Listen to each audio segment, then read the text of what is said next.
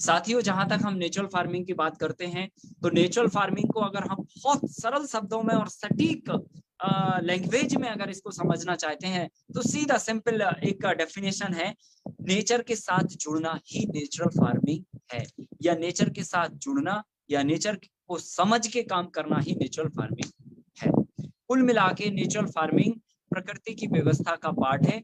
और आप natural farming को चाहे आप जैविक खेती कह लीजिए, चाहे गो आधारित कृषि कह लीजिए, चाहे परंपरागत कृषि कह लीजिए, या जो भी कृषि का आप नाम देना चाहें, वो सारी कृषि जाके, क्योंकि बिना नेचर के ये सारा कोई भी शब्द अधूरा है। सारा जो है वो नेचर से होता है, तो नेचुरल शब्द उसके लिए बहुत फिट बैठता है। परंतु आप कोई भी शब्द आप नाम इसका ले सकते हैं, और इसका जो सीधा डेफिनेशन है, या जो समझने की बात है कि इसको हम कैसे डिफाइन करें या कैसे समझें, तो नेचर की व्यवस्था के साथ जुड़ना ही नेचुरल फार्मिंग है। साथियों, अगर हमें नेचुरल फार्मिंग में बेहतरीन रिजल्ट लाने हैं, जैविक खेती में बेहतरीन परिणाम लाने हैं, गो आधारित कृषि व्यवस्था में बेहतरीन परिणाम लाने हैं, तो हमें नेचर के साथ जुड़ना पड़ेगा। और नेचर के साथ जुड़ने का मतलब ये है कि नेचर की व्यवस्था को हमें समझना पड़ेगी, क्योंकि अगर नेचर की व्यवस्था को हम नहीं समझते हैं तो हम नेचर से जुड़ कैसे पाएंगे। अगर हमें किसी व्यक्ति से जुड़ना होता है तो हमें उसको समझना होता है। जब हम व्यक्ति के भाव स्वभाव को हम समझ लेते हैं तो हम उससे जुड़ जाते हैं।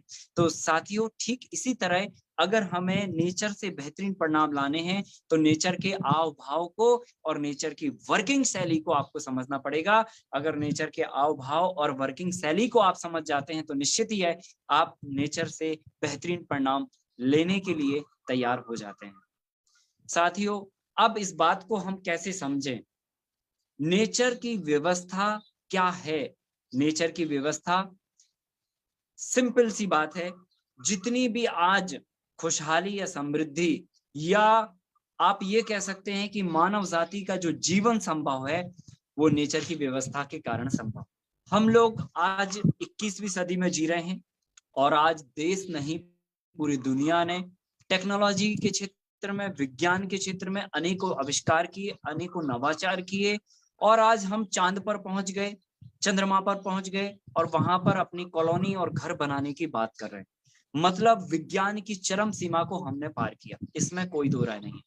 लेकिन नेचर की व्यवस्था को हम रत्ती भर भी अपने साथ में नहीं ले जा पाए। कारण, क्योंकि उस बारे में हमने ना तो बातचीत करी, ना तो हमने उस बात को गहराई से समझा, और ना ही हमने ये जानने की कोशिश की कि चांद पर तो पहुंच गए हमने प्लेन बनाया, हमने जो है तमाम तरह के इंस्ट्रूमेंट बनाए, टेक्नोलॉजी में हमने बहुत जो है तरक्की की, और इस टेक्नोलॉजी की वजह से हमें लगता है कि हमने अपनी जिंदगी को आसान किया, और हमने अपनी जिंदगी को मतलब बेहतर बनाया।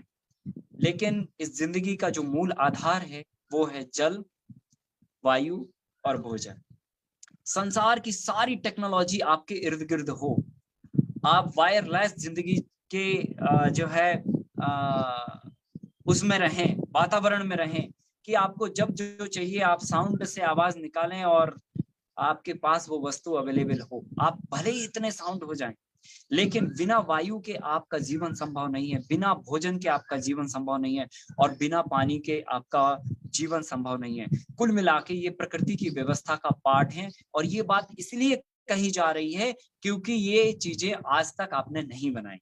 आपने चंद्रमा पर पहुंचने के लिए यान बना लिया, लेकिन आप एक बूंद पानी की मैन्युफैक्चरिंग नहीं कर पाए। आपने सब कुछ कर लिया, लेकिन ऑक्सीजन की जो मैन्युफैक्चरिंग है वो आप नहीं कर पाए।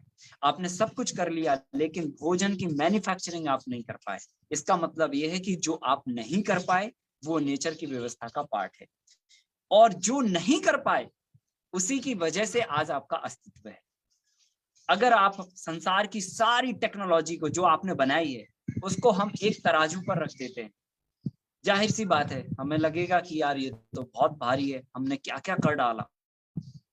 लेकिन एक तरफ आप नेचर की व्यवस्था के पार्ट को रख दें, और अगर आप इन दोनों की तुलना करेंगे, तो निश्चित ही है आपकी टेक्नोलॉजी जो है मतलब कोई वजन नहीं है।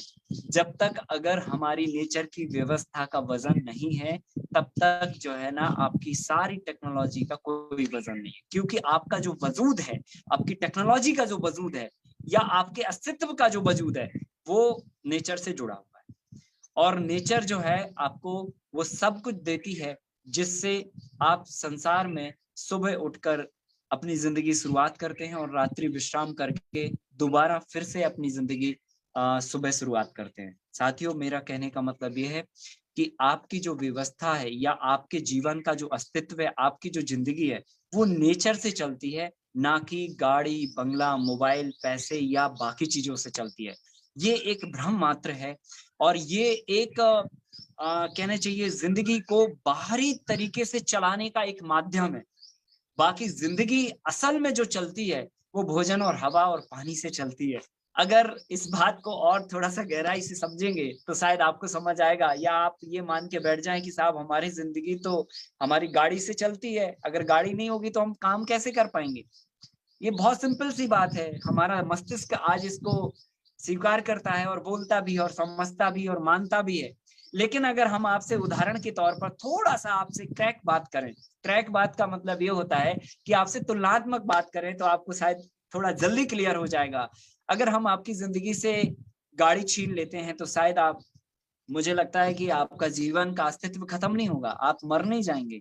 लेकिन अगर आपकी ज़िंदगी से अगर हम भोजन छीन लेते हैं, तो शायद आपका जीना संभव नहीं है। तो इस बात से आपको समझ में आएगा कि गाड़ी इम्पोर्टेंट है या फिर भोजन इम्पोर्टेंट है। फिर दूसरी बात, अगर हम थोड़ा-सा इसको ही आगे बढ़ाते हैं एग्ज़ाम्पल को, कि अगर आपकी ज़िंदगी से हम कहें कि जो भी आपने सारी ज़िंदगी मेहनत करके घर बनाई है या जो भी बनाया है, वो सब आपकी ज़िंदगी से छीन लिया जाता है, या बैंक बैलेंस है वो भी उड़ा दिया जाता है।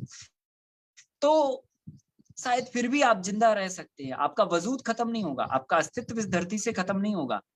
लेकिन अगर आपकी जिंदगी से पानी छीन लिया जाए, एक दिन आपको पानी ना दिया जाए, तो शायद आपको पानी की कीमत का अंदाजा पता चलेगा कि संसार में जो भी हमने बनाया है, अगर उसकी जो भी कीमत है, वो पानी की कीमत के बराबर तो नहीं।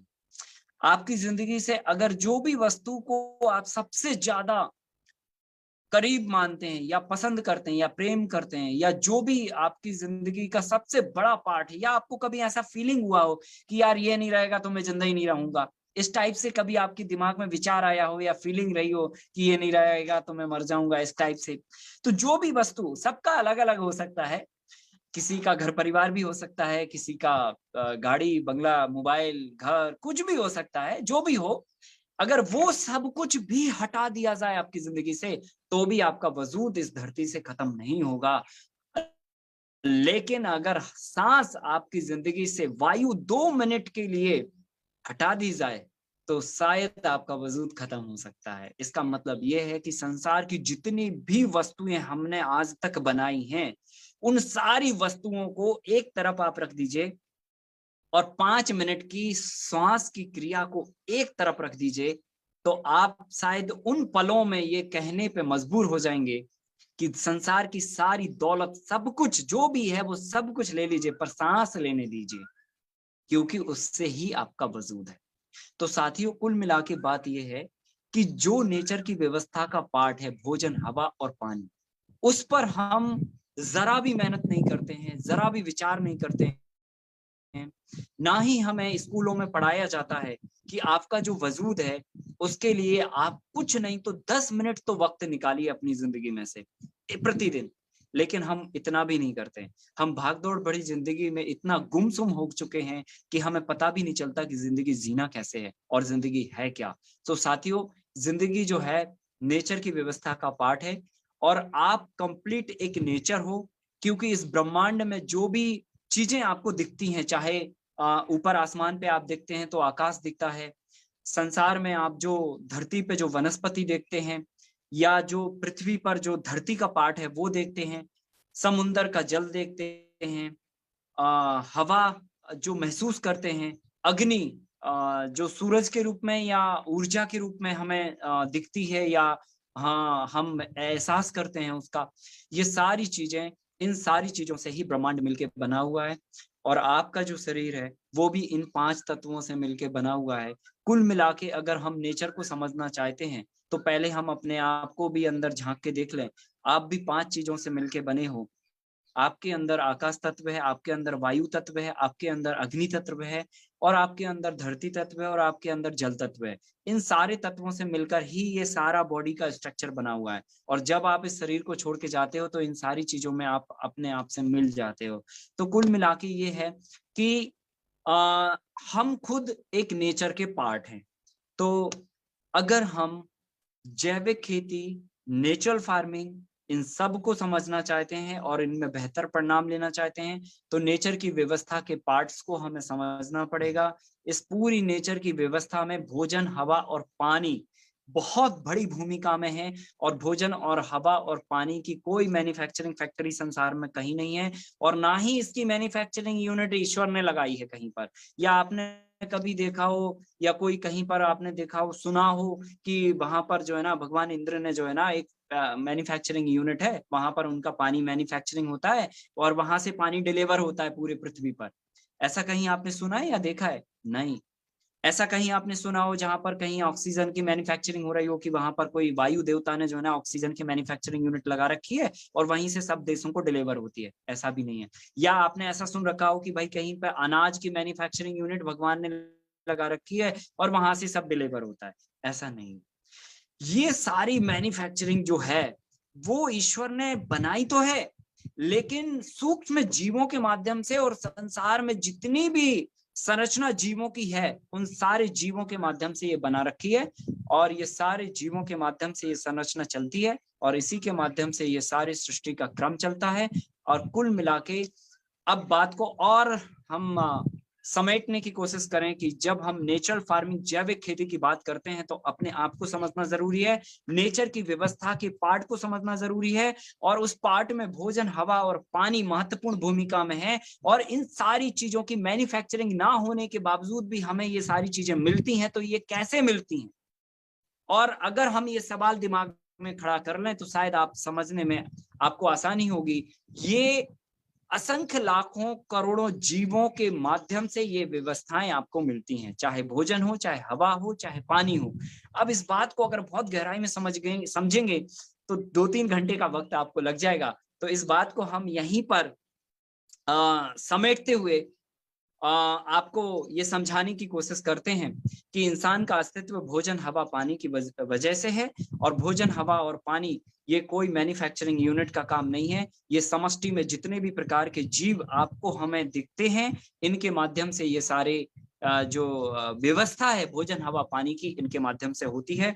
और अगर इस व्यवस्था को हम मजबूत कर दें, जैसा कि अभी हमने एक शब्द आपको बोला कि अगर हम रूट पे काम करना चालू कर दें तो सारी समस्याओं का हल एक झटके में रिपेयर हो जाता है।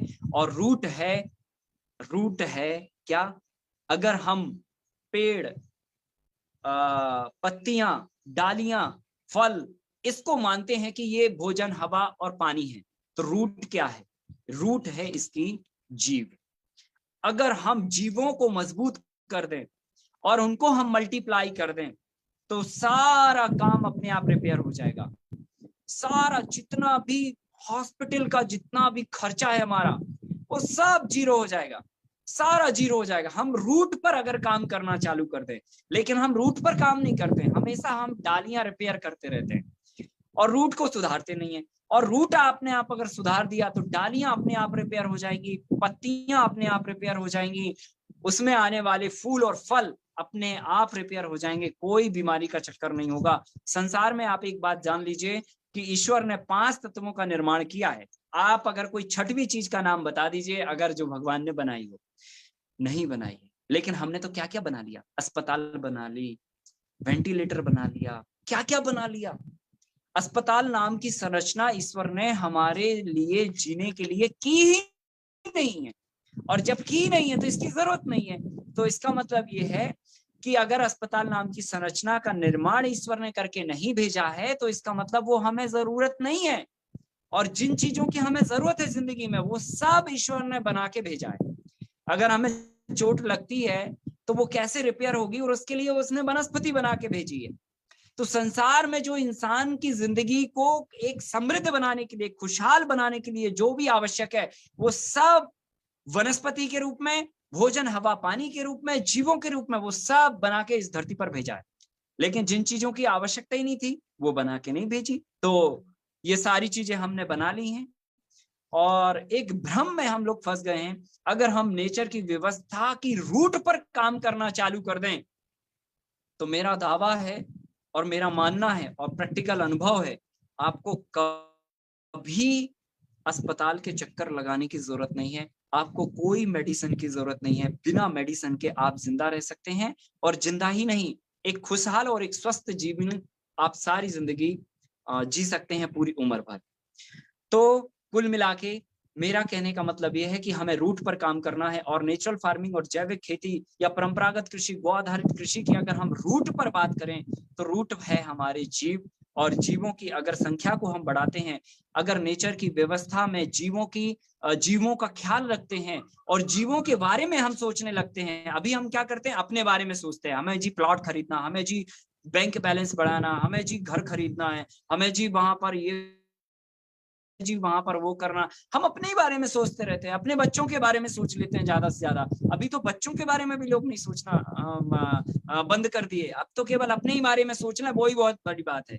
तो कुल मिला के हम सारी जिंदगी अपने बारे में सोचते हैं, हमें अपने बारे में नहीं। अगर हमें अपनी जिंदगी को खुशहाल और समृद्ध बनाना है, तो रूट के बारे में सोचना चालू कर दो, जड़ के बारे में सोचना चालू कर दो। और जड़ है आपके जीव, क्योंकि ये जीव ही पानी की व्यवस्था करते हैं, ये जीव ही वायु की व्यवस्था करते हैं, ये जीव ही इन्वायरमेंट को क्लीन करने की व्यवस्था में काम करते हैं, ये जीव ही भोजन को पैदा करने से लेकर और फल बनाने तक की व्यवस्था में काम करते हैं। ये विषय बहुत बड़ा है, मैंने आपको बोला, अगर हम इस पे अगर अभी डीप में उतरेंगे तो 3-4 घंटा कुछ भी नहीं है इसके लिए। तो इसको हम यहीं पर थोड़ा सा समेटते हैं कि जीवों पर हमें काम करना है। अगर हमने जीवों पर काम किया, तो इसका मतलब यह है कि हमने पूरी प्रकृति की व्यवस्था को सुधार दिया, और पूरी प्रकृति की व्यवस्था में सहयोग करते हुए अच्छा अनाज और एक समृद्ध, एक खुशहाल जिंदगी जीने के लिए रास्ते हमने खोल दिए। साथियों, बेहतर परिणाम लेने के लिए हमें रूट पर काम करना होगा, हमें जीवों की संख्या को बढ़ाने के लिए काम करना होगा, हमें मिट्टी की स्वास्थ्य पर काम करना होगा, मिट्टी के लिए क्या आवश्यक है, उसमें जीवाणुओं की संख्या कितनी कम बची हुई है, उनकी संख्या कैसे बढ़ाई जाए, उस पर काम करना होगा। हमें एक समष्टि के पूरे बायोडायवर्सिटी पर काम करना होगा। सूक्ष्म जीव ही केवल मात्र जिम्मेदार नहीं होते इन सारी व्यवस्थाओं के लिए, कुछ बड़े जीव भी जिम्मेदार होते हैं इस प्रकृति की व्यवस्था को बनाए रखने के लिए, जिसमें पंछी से लेकर, चिड़िया से लेकर, मधुमक्खी से लेकर, भौरे, तितली से लेकर गाय, तमाम तरह के जो जीव हैं, वो सारे जीवों से ये सारी व्यवस्थाएं चलती हैं। तो अब इस बात को शायद आप करीब से थोड़ा समझ गए होंगे कि अगर हमें नेचुरल फार्मिंग में बेहतर परिणाम लाने हैं, प्रकृति की व्यवस्था को समझना होगा। प्रकृति की व्यवस्था में भोजन, हवा, पानी मुख्य भूमिका में है। इनकी जो व्यवस्था है, ये कौन करता है, तो आपको जड़ में मिलेगा, जीव करते हैं। तो भैया, इससे बेहतर है कि आप पानी बचाने के लिए झंडा लेके काम करने से ज्यादा बेहतर है कि पानी की व्यवस्था में जो जीव काम कर रहे हैं, उन जीवों को बढ़ाने में काम कर दीजिए। क्योंकि आज तक संसार में इंसान की ताकत से पानी की व्यवस्था कहीं पर नहीं हो पाई है। चाहे आप डैम बना लीजिए, चाहे आप कितना भी पाइप का कनेक्शन कर लीजिए, चाहे कितने भी वाटर रिचार्जिंग के पोल खोद दीजिए, ये एक छोटे से सहयोग के रूप में आपका जो है योगदान हो सकता है। लेकिन इस समष्टि पर, पूरे ब्रह्मांड पर, जो धरती पर जो पानी की व्यवस्था का कार्य है, वो हमारे जीव करते हैं। तो कुल मिला के हम जीवों को बचाने और उनको बढ़ाने के लिए काम करने लग जाएंगे, तो शायद मुझे लगता है कि हम लोग नेचुरल फार्मिंग को बहुत करीब से समझ के और इस पूरे ब्रह्मांड को खुशहाल, हरा भरा बना देंगे, और हम अपनी जिंदगी को भी समृद्ध और शक्तिशाली बना देंगे, और स्वस्थ जीवन की हम परिकल्पना भी कर पाएंगे।